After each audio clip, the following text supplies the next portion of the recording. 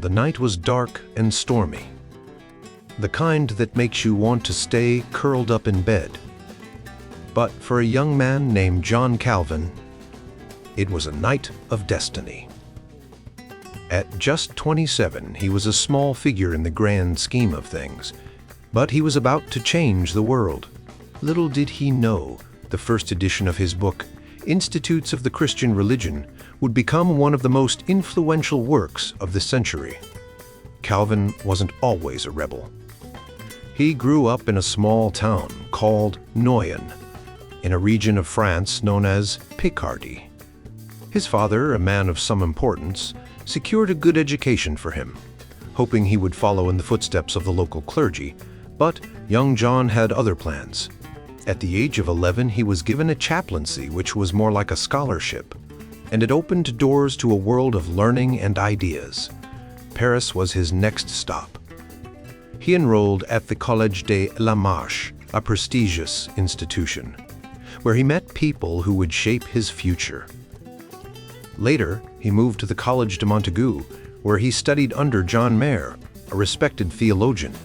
But theology wasn't his only passion. He also studied law, a field that would later prove crucial in his work. His legal training taught him to think logically and to interpret texts carefully, skills that would serve him well when he began to write his own treatise. After a brief stint in Bourges, Calvin earned his law degree in 1531, but law wasn't his final destination. He was drawn to humanism, a movement that emphasized the study of classical texts and the importance of individual thought. He returned to Paris to study at the Collège Royal, where he delved into the works of Seneca and other classical authors. His first book, a commentary on Seneca's On Clemency, showed his humanist leanings but gave no hint of the religious revolution that was brewing inside him. The turning point came in 1533. Calvin was part of a circle of intellectuals who were questioning the practices of the Catholic Church. His friend, Nicolas Cop, the rector of the Sorbonne, delivered a speech that blended Erasmian and Lutheran ideas, causing a stir.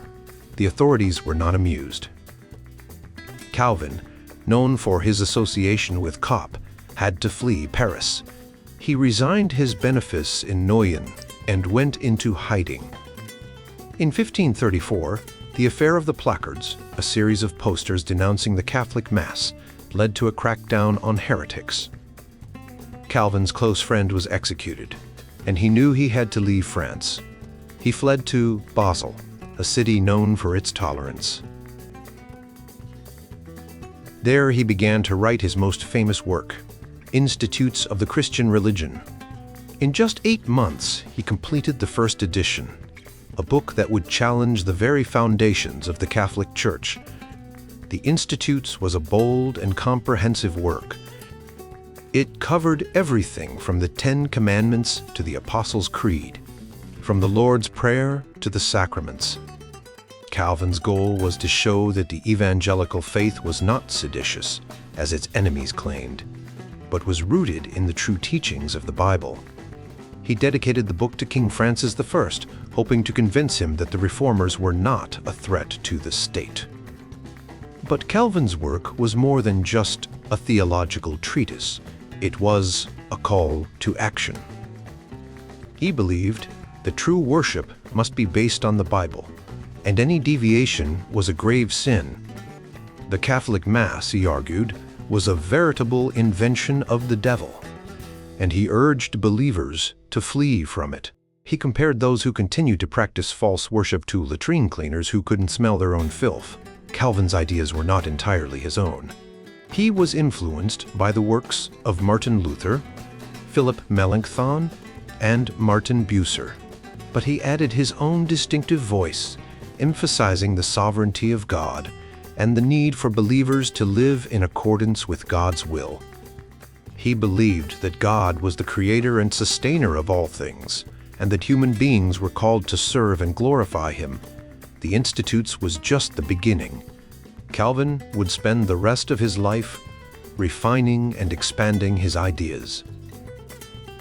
He would return to Geneva, a city that would become the center of his reform movement. There, he would face many challenges, but his unwavering commitment to his vision would shape the course of history. As the storm raged outside, Calvin sat by his desk, pen in hand, ready to write the next chapter of his life. The world was about to change, and he was at the center of it all. Calvin's time in Strasbourg, from 1538 to 1542, was a gutting period for his understanding of church structure. He was deeply influenced by Martin Bucer, a reformer from Strasbourg, who wrote On True Pastoral Care in 1538. Bucer believed that the New Testament outlined two main roles within the church: pastors and teachers and deacons who cared for the poor. Bucer also emphasized the importance of elders who were responsible for providing pastoral care and oversight. When Calvin returned to Geneva, he revised his Institutes of the Christian Religion in 1543, incorporating Bucer's ideas. Calvin identified four essential roles in a well-ordered church: ministers of the Word, teachers, elders, and deacons. The ministers of the Word were responsible for preaching and administering the sacraments. Teachers were experts in interpreting the Bible but did not have the authority to discipline or administer the sacraments. Elders were in charge of moral discipline, and deacons cared for the poor and sick, including deaconesses. Calvin believed that these roles were divinely ordained, which gave ministers a strong authority. He wrote that ministers had the power to compel all worldly power to obey God's word. This might seem like putting the clergy above secular rulers, but Calvin was careful to clarify that Christians should respect and obey their rulers, as Paul taught. He believed that government was divinely ordained, and resisting a lawful ruler was the same as resisting God. However, if the government allowed magistrates to oppose unjust laws, as in ancient Sparta, these magistrates should use that power. Calvin also discussed the relationship between secular and church authority.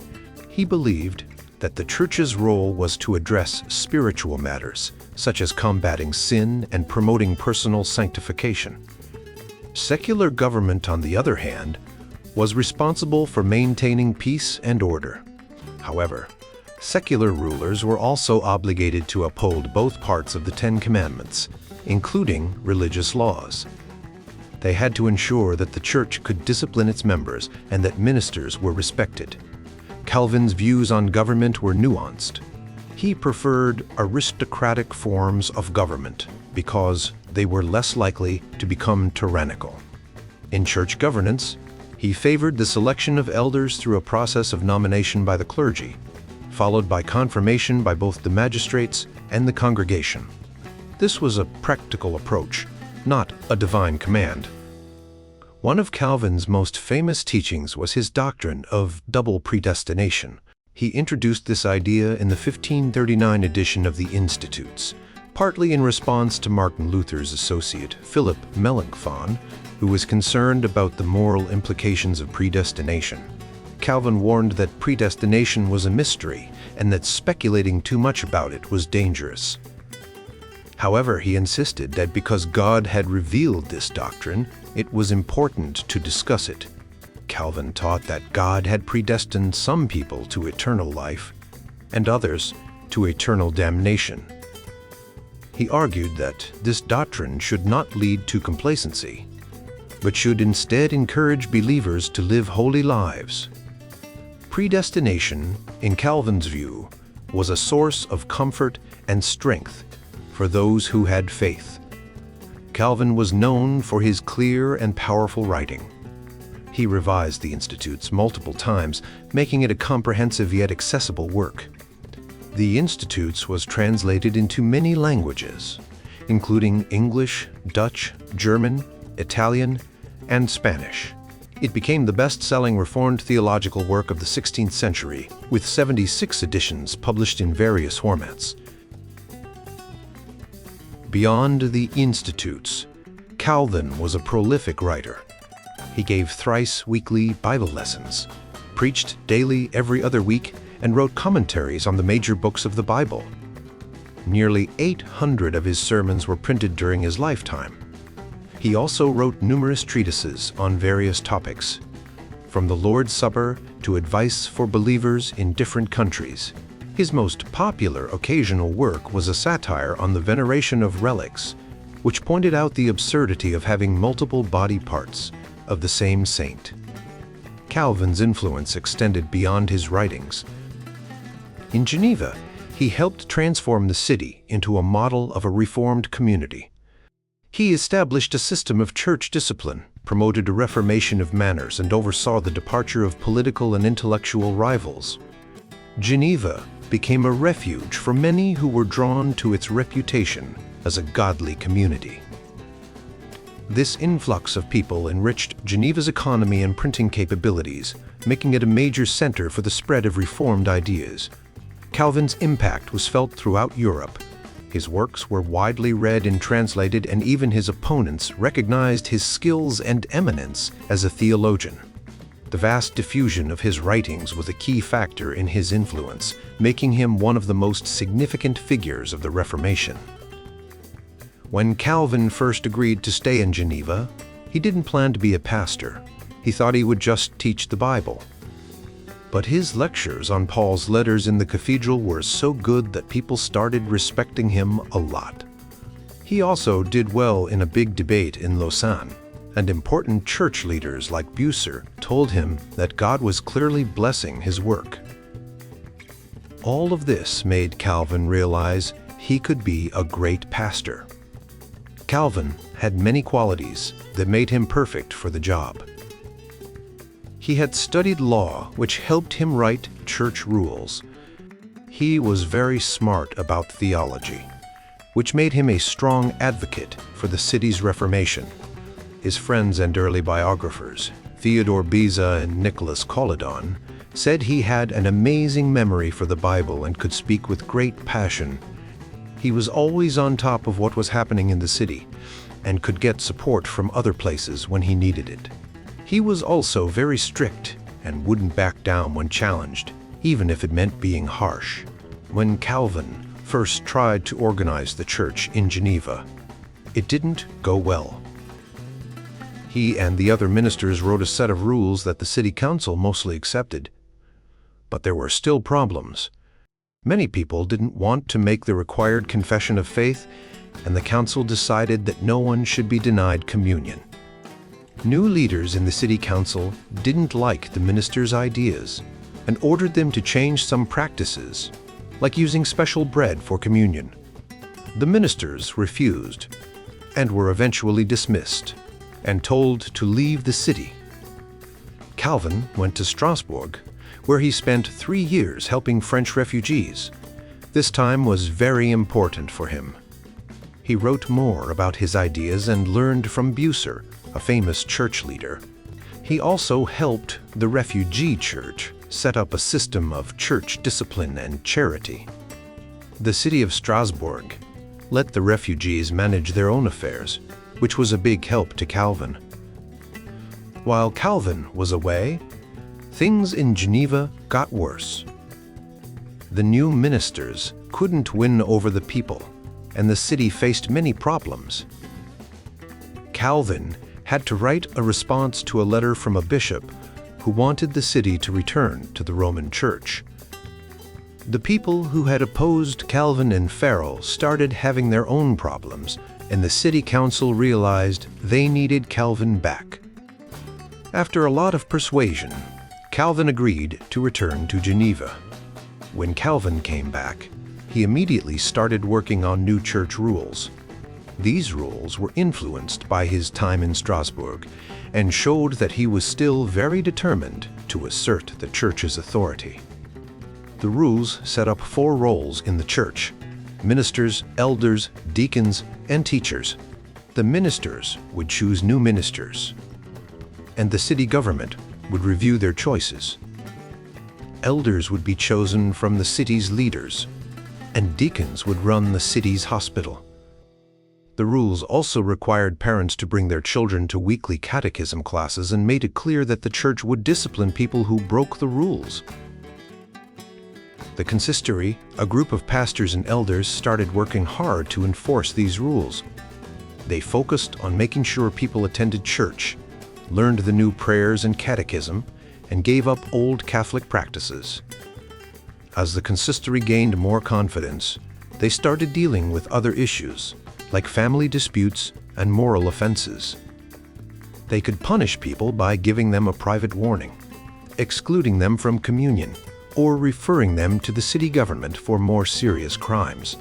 Calvin believed that the church and the city government should work together to enforce moral laws. He often gave angry sermons about the immorality in Geneva and the weakness of the city leaders. Despite this, the city council passed many laws to improve people's behavior.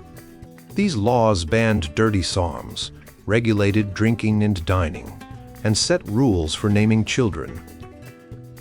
Over time, the laws became stricter with harsher penalties for blasphemy, gambling, and drunkenness. As Calvin's influence grew, the city's ministry and population changed. Many of the original ministers were replaced by people who agreed with Calvin. A large number of refugees from France and Italy also came to Geneva, bringing new energy and ideas to the city. By the 1550s, Geneva had become a center of the Reformation, with a strong focus on moral and religious discipline. In the city of Geneva, not everyone was happy with the changes that were happening.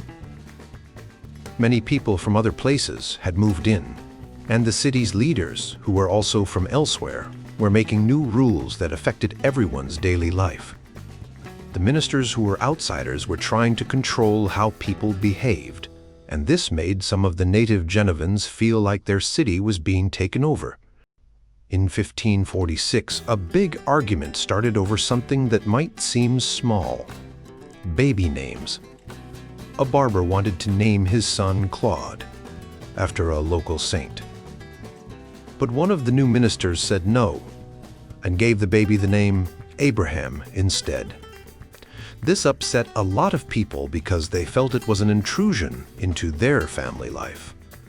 The city council supported the ministers, making a law that banned certain names. This made the situation even more tense. The tension grew worse over the next few years. Some people started to call the ministers and their supporters names like buggered, renegade priests. They even named their dogs after Calvin, the leading minister, and called him Cain. When the church started to punish people for speaking badly about the ministers, the anger only increased. One person said the church was just a way to bother people, and another said he didn't care if he couldn't take part in the Lord's Supper for 7 years. One of the main figures in this conflict was Philibert Berthelier, a member of a prominent family. Berthelier had been a supporter of the Reformation at first, but he started to have problems with the church. He was called before the consistory, a group that disciplined people, for saying he wouldn't do anything for Calvin anymore. Over the next few years, he got into more trouble, including a drunken sword fight and breaking an engagement because the woman wasn't rich enough.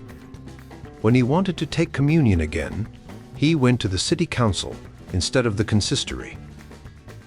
The council, which was against Calvin, allowed him to take communion. This made Calvin and his ministers so angry that they said they would leave the city if Berthelier was allowed to participate. The council then convinced Berthelier not to go to church on Communion Sunday. The conflict continued to escalate. In 1553, a minister was hit in the head while trying to stop a group of dancers. A group of young workers paraded through the city at night, making lewd jokes about the church. The city felt like it was falling apart, and 6 people were even executed for sodomy, which made people even more afraid. An old notary who was excommunicated took communion anyway and was punished severely with his tongue burned and banished from the city.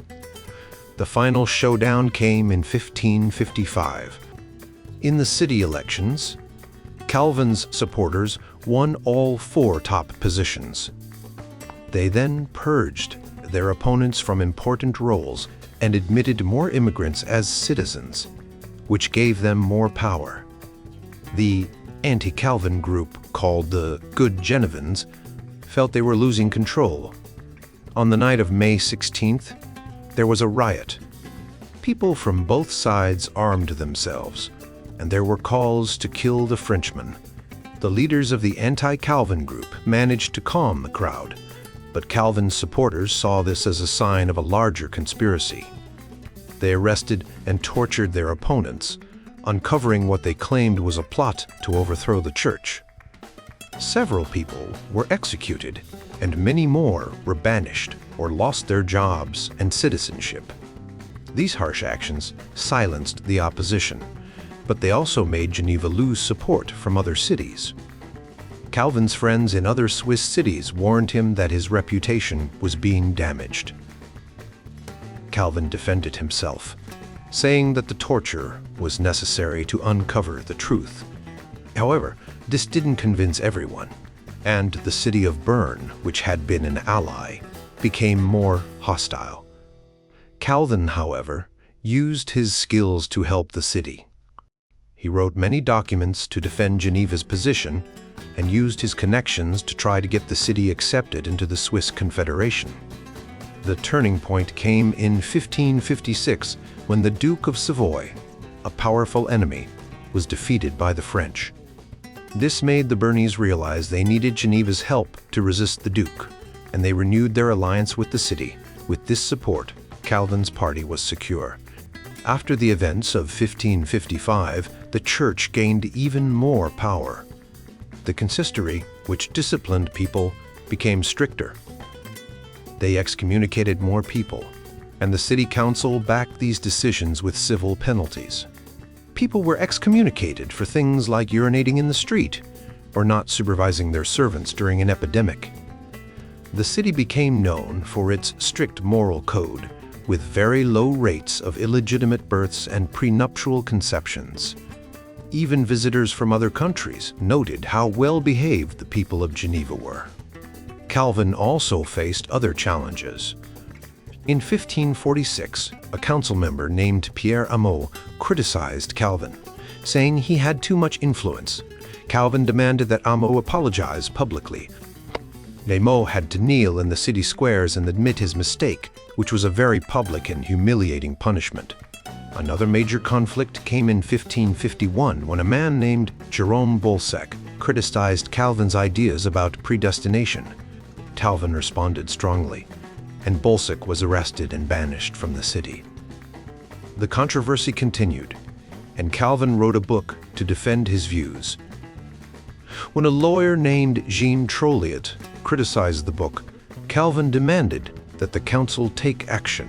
The council eventually supported Calvin, declaring that his teachings were the true word of God and that no one should speak against him. These conflicts helped define what was considered acceptable in Geneva. Calvin's teachings became the standard, and anyone who disagreed faced serious consequences. The city became a model of strict religious discipline, and its influence spread to other parts of Europe. The story of Michael Servetus is a dark chapter in the history of the Reformation. Servetus was a Spanish doctor who at a young age wrote a book called On Errors About the Trinity, which challenged the traditional Christian belief that God is 3 persons in one. This made him a heretic, and he had to hide his identity to avoid being caught. For years, he practiced medicine in France without anyone knowing who he really was. But his strong beliefs eventually caught up with him. In 1545, Servetus sent a draft of his new book, Restitution of Christianity, to John Calvin, hoping to convince him of his views. Calvin, a powerful and influential figure in Geneva, was not convinced. Instead, he sent Servetus a copy of his own book, The Institutes, to show him where he was wrong. Servetus returned the book with notes in the margins, dismissing Calvin's arguments. 9 years later, Servetus published Restitution anonymously, but the trail he left behind led to his arrest. Servetus tried to escape by passing through Geneva, where he was recognized and arrested again. The people of Geneva, including Calvin, were shocked by Servetus's beliefs, especially his denial that Jesus was divine. Many thought he deserved to die for his heresy. When Servetus was burned at the stake in 1553, Calvin defended the execution, arguing that heretics should be punished by death. This view was controversial, and some people in Geneva and elsewhere criticized Calvin for it. One of these critics was Sebastian Castellio, a former schoolteacher in Geneva, who wrote that everyone should have the right to believe what they want. The debate over Servetus's execution and the right to freedom of conscience had a lasting impact. It sparked a series of writings and discussions that would influence the way people thought about religious freedom for years to come. Around the same time, other people in Geneva started questioning traditional Christian beliefs, especially the doctrine of the Trinity. One of these was Giorgio Biandrata, an Italian doctor who was also an elder in the Italian church in Geneva. He asked Calvin if the Father had existed before the Son, and if words like Trinity and person were just made up by the Church. Calvin and other leaders in Geneva saw these questions as dangerous and forced the members of the Italian Church to sign a statement affirming the traditional belief in the Trinity. One of those who signed, Valentino Gentile, quickly regretted it. He told his friends that the terms Trinity and essence were not in the Bible, and wrote a statement denying that the Father and Son were the same. For this, he was imprisoned and forced to burn his statement. He later fled to Eastern Europe, where he continued to question the Trinity, and was eventually executed for his beliefs in 1566. These events showed how tightly the Reformed Church guarded its core beliefs. Calvin wrote several treatises to refute the ideas of Gentile, Biandrata, and other anti-Trinitarians. The doctrine of the Trinity became a key part of Reformed orthodoxy, and those who questioned it were seen as dangerous heretics. The city of Geneva itself was changing. It had become a refuge for many people fleeing religious persecution, and by 1560, its population had doubled. The city was known for its strict moral code and its commitment to reform. Calvin's influence was felt in every aspect of life, from the laws to the industries. The city's presses were busy printing books that spread Calvin's ideas across Europe, and Geneva became a model for other cities seeking to reform their churches. Despite the challenges, Calvin's vision of a godly community was taking shape. His influence extended far beyond Geneva. He corresponded with reformers across Europe, advised rulers, and wrote works that were read by people from different countries. His ideas about church discipline, predestination, and the role of the state in religion shaped the Reformed movement and influenced the development of Protestantism across the continent.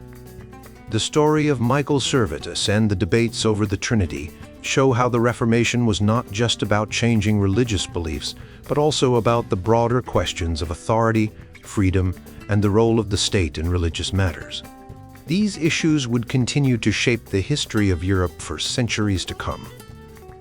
By the late 1540s, John Calvin was writing more and more letters to people far away. He wrote to rulers in Denmark, Sweden, and England, asking them to support the Reformed faith. Most of the time, these rulers didn't do much, but Edward VI of England did send Calvin some money. Calvin also wrote to people who already liked his ideas, giving them advice and comfort. He had many friends in England and Poland, and he even wrote 3 books to help Polish believers who were arguing about God's nature. Calvin and his friend Heinrich Bullinger, a leader in Zurich, were both important figures in the Reformed movement. But by the 1550s, Calvin was more famous. He was seen as the leader of the Reformed churches in Europe, especially after he helped resolve a big debate about the sacraments. At first, people called his followers Zwinglings, but by 1558, they started calling them Calvinists. Calvin paid special attention to France, which he called his patria or homeland. Between 1555 and 1561, many new Reformed churches were built in France. These churches often wrote to Calvin for help, asking for ministers and advice on doctrine, worship, and discipline. Calvin became like a chief officer for these new churches, and the French Reformed Church later became a model for others. One of the most important things Calvin did in Geneva was start the Geneva Academy in 1559. The idea was to train future ministers. At first, the city didn't have enough money or teachers, but Calvin managed to get the support he needed. The academy opened with classes in theology, Greek, Hebrew, and philosophy. It was very popular, especially among French people who wanted to learn about the Reformed faith, so they could go back home and lead churches. By 1564, the academy had about 300 students, and about 45 new students joined each year. Most of these students were from France, and they went on to become important leaders in the Reformed movement. The years between 1531 and 1555 were a time when the Reformed movement grew but slowly. It gained ground in some parts of Switzerland and a few French-speaking areas. However, it lost ground in the Holy Roman Empire, except in East Friesland and some small places where refugees could worship freely. The Reformed movement became strong in Geneva, which helped it spread to France. In England, there were strong ties with the Reformed Church in Zurich. The leaders of the Reformed movement, like Bullinger, Calvin, and John A. Lasco, had different ideas about how the church should work with the government. In Zurich, Bullinger followed Zwingli's model, where the church and city were closely tied together, and a civic court handled moral discipline.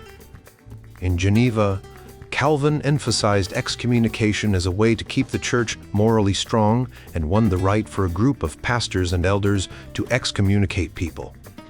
John A. Lasco, who led the Reformed Church in East Friesland, had a model similar to Calvin's, with elders helping with discipline and deacons managing charity. He also allowed ordinary church members to have a say in choosing their pastors.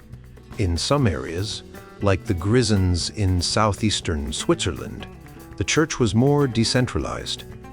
Each community could choose between Catholic and Reformed worship, and regular meetings called synods helped keep the Reformed communities united. In the Pays de Vaud, a system of local and regional meetings helped manage the church, with elected leaders and regular visits to check on the churches. Despite their differences, these leaders respected each other and worked together. They agreed on the basics of Reformed theology, like the importance of God's Word, the need for faith in Christ, and the role of the sacraments. They also believed that the true church could have different forms and practices in different places. The Second Helvetic Confession, written in 1566, summarized these shared beliefs and became a key document for the Reformed faith. It talked about God, sin, salvation, and the importance of preaching and the sacraments, while avoiding detailed debates that could divide the church. The Reformed movement was growing, and the leaders were figuring out how to organize and lead these new churches. Their work laid the foundation for the Reformed faith to spread across Europe and beyond. By the 1550s, the leading Reformed theologians of the time were very clear about one thing: participating in Catholic rituals was not just wrong, but dangerous. This belief was a big deal because it encouraged people who lived in Catholic countries to break away from the Church. In 1554, John Calvin, a key figure in the Reformed movement, took this idea even further. He wrote letters to people in France, telling them to form their own small groups for prayer and teaching. He advised them to choose leaders, or consistories, who could then pick a pastor. Calvin even sent help to a nobleman in Piedmont, Italy, who wanted to baptize his children without going to a Catholic church. This nobleman was encouraged to form a small church group, and Calvin promised to find a minister if needed. That same year, Calvin sent 2 pastors from Geneva to the Waldensians, a group of Christians in the Piedmontese Alps. Over the next 8 years, more than 220 pastors were sent out to help organize new churches in France and other areas. This was very different from what Martin Luther, another important reformer, had advised. Luther told his followers that it was okay to have their children baptized in Catholic churches, and that they shouldn't form their own private groups for communion. By the 1550s, the idea of forming independent churches was spreading across Europe. Small groups had already tried to do this in Scotland, France, the Low Countries, and Italy, but they were often stopped by the government. In 1554 to 1555, these groups started to reappear in France, the Netherlands, and Scotland, though not in Italy, where the Roman Inquisition was very strong. Calvin's encouragement to form these independent churches, or churches under the cross, played a big role in the growth of the Reformed movement. His advice helped shape the many new churches that sprang up in France. The political problems this caused for the French government also meant they couldn't send troops to stop the Protestant movement in Scotland. Reformed doctrine was already more popular than Lutheranism in some parts of Germany. Now it offered a clear way for people to form their own churches without government help. It had strong communities in places like Geneva and Zurich, and its leaders had written important books that explained their beliefs.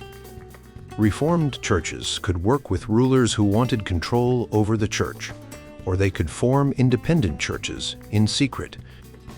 This flexibility made the Reformed movement very appealing.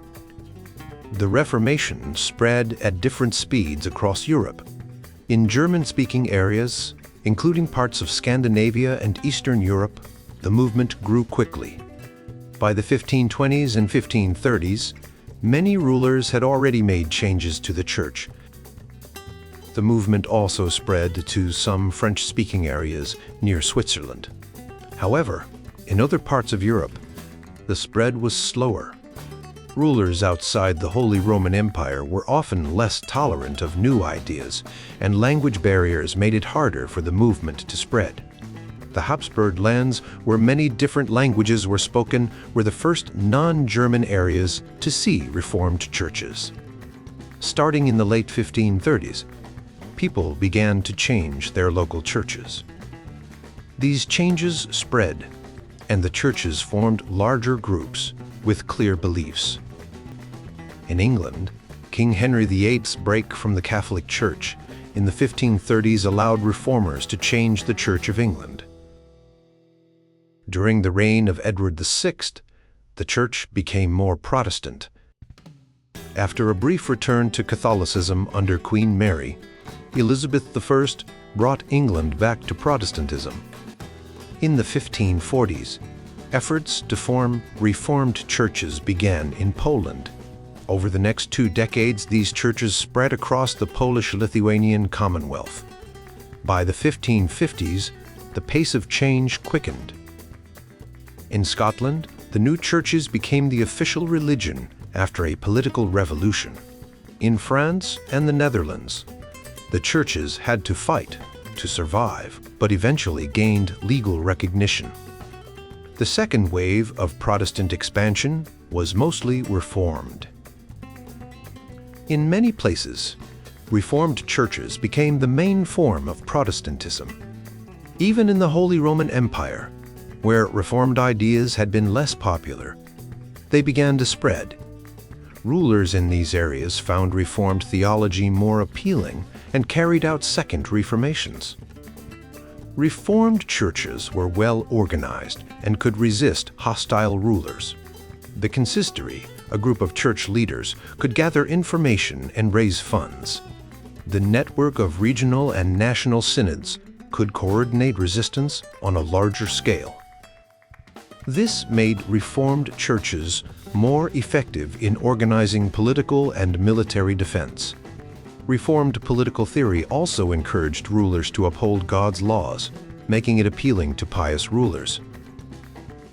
The variety of Reformed churches reflected the different political and social conditions in each place.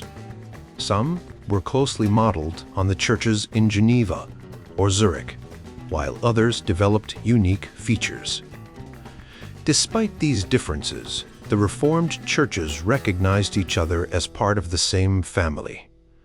Calvin's writings and the Genevan model of church organization became increasingly influential across Europe. The Presbyterian synodal system, which linked local churches into a hierarchy, became a popular way to organize national churches. This system allowed churches to maintain unity and independence from government control. As the Reformed movement grew, debates over church organization led to the development of arguments for different forms of church governance. By the end of the 16th century, Reformed churches were firmly established across much of Europe, from the Atlantic to the borders of Muscovy and into parts of the Ottoman Empire. The Reformed movement's dynamism and flexibility helped it win supporters and defend itself against opposition. France, with its vast population and powerful monarchy, was a complex setting for the Reformed churches to take root. In the 16th century, France was the most populous kingdom in Europe, with about 18 million people. The kings, seen as absolute monarchs, were proud of their most Christian status and were known for their strict stance against heresy. However, the rivalry with the Habsburg Empire, led by Charles V, changed the dynamics. The French kings, needing allies, sometimes turned a blind eye to the spread of Protestant ideas, especially when these ideas could help them in their political struggles. One of the key figures in this period was King Francis I, who was open to new humanist scholarship and protected some biblical scholars who were critical of the church. This environment allowed evangelical ideas to spread, and when John Calvin began to encourage the formation of Reformed churches and send pastors to France, the movement gained momentum. By the late 1550s, with the young kings Henry II and Francis II on the throne, the Reformed churches began to multiply rapidly, adopting the Presbyterian synodal system that would become a hallmark of Reformed churches. However, the Reformed churches in France faced significant challenges. Despite gaining some support from the nobility, the kings remained loyal to the Catholic faith, and the majority of the population was staunchly Catholic.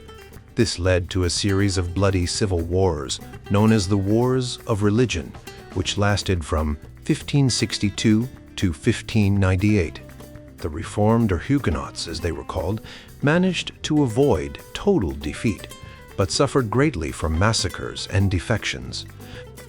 Their numbers were reduced, but they remained a determined minority. The turning point came in 1584, when Henry of Navarre, a Protestant, became the heir to the French throne. However, the Catholic forces were too strong, and Henry was forced to convert to Catholicism in 1593 to secure his position as king. He issued the Edict of Nantes in 1598, which granted the Huguenots legal toleration and some rights, but they remained a minority in a predominantly Catholic country. The roots of the Reformed movement in France can be traced back to the early 16th century, when humanist scholars like Jacques Lefebvre d'Etaples began to critique the Church's practices. These ideas spread, and by the 1520s there were small groups of reformers in cities like Meaux, where Bishop Guillaume Brigonnet supported changes in worship. However, the conservative University of Paris and the Crown's policies against heresy made it difficult for these reforms to take hold. The situation worsened when King Francis I was captured by the Habsburgs in 1525, and his regent, Louise of Savoy, initiated heresy trials. Many reformers fled to safer havens like Strasbourg and Geneva. Despite the risks, the Reformed ideas continued to spread. By the 1540s, heresy trials were increasing, and more people were emigrating to Geneva, where they found refuge and support. The Genevan reformers, including John Calvin, produced a significant amount of literature that was smuggled back into France, further fueling the Reformed movement. This literature criticized the Catholic Church and called for a return to the teachings of the Bible. As the Reformed movement grew, so did the persecution. In 1546, a group in Meuse tried to establish a regular Reformed church, but they were quickly discovered and punished. Many were executed or banished, but their efforts inspired others to form informal Bible study groups and prayer meetings. These groups were often secretive, meeting in private homes to read the Bible and discuss their faith. The story of Jean Pharisian in Saint-Cyran-du-Zay is a poignant example of the challenges faced by Reformed believers. He and his father stopped participating in certain Catholic practices, but when they were caught, they were fined and forced to conform. Despite this, they continued to hold on to their beliefs and eventually joined the growing Reformed community. In the end, the Reformed churches in France, though a minority, managed to survive and even thrive. They played a significant role in the international Reformed world, especially in the areas of education and culture. Their tenacity and commitment to their faith left a lasting impact on French society and the broader Reformed tradition.